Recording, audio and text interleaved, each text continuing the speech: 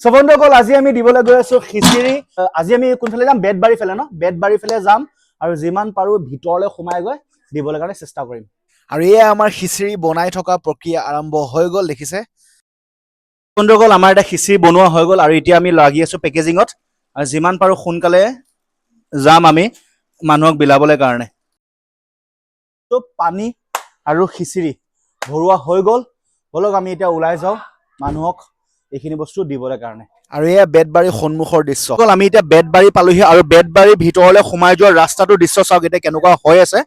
আৰু এই ভিডিঅ'টোত বেতবাৰীৰ ভিতৰত অকমান কি পৰিস্থিতি চলি আছে সেইখিনি দেখাবৰ কাৰণে চেষ্টা কৰোঁ আৰু মোৰ সামৰ্থ্য হিচাপে মই যিমানখিনি পাৰোঁ মানুহক সহায় কৰিবলৈ কাৰণে চেষ্টা কৰিলোঁ অন্ধকাৰ মানুহৰ কাৰেণ্ট নাই গৰম মানে কি ধৰণৰ পৰিস্থিতি হৈ আছে ন অকল তেওঁলোকে গম আৰু এনেকৈ আমি বেতবাৰীৰ ভিতৰলৈ সোমাই আছোঁ ট্ৰেক্টৰৰ ওপৰত উঠি পিনে আৰু আপোনালোকে মোবাইলত চাই টিভিত চাই এইটো ৰিয়েলাইজ কৰিব নোৱাৰিব লিটাৰেলি ইয়াত বহুত বেয়া অৱস্থাত আছে মানুহ আৰু মানে লাইন নাই কাৰেণ্ট নাই থাকিবৰ কাৰণে কোনো সাধ্য নাই ইয়াত আৰু আমি যেনে তেনে ট্ৰেক্টৰৰ ওপৰত উঠি ভিতৰলৈ সোমাই আহিছোঁ এতিয়া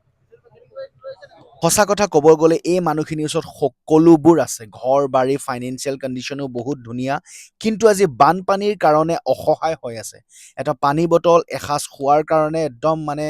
কি অৱস্থা হৈ আছে অকল তেওঁলোকে বুজিছে আৰু আমি যিমানখিনি পাৰোঁ আমাৰ সামৰ্থ্য হিচাপে যিমান পাৰোঁ চেষ্টা কৰিলোঁ অকণমান এসাঁজ বা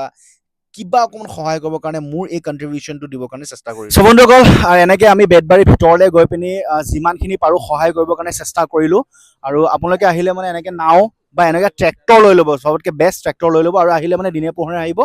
আৰু সেয়াই আৰু যিমান পাৰে ভিতৰলৈ যাবলৈ কাৰণে চেষ্টা কৰিব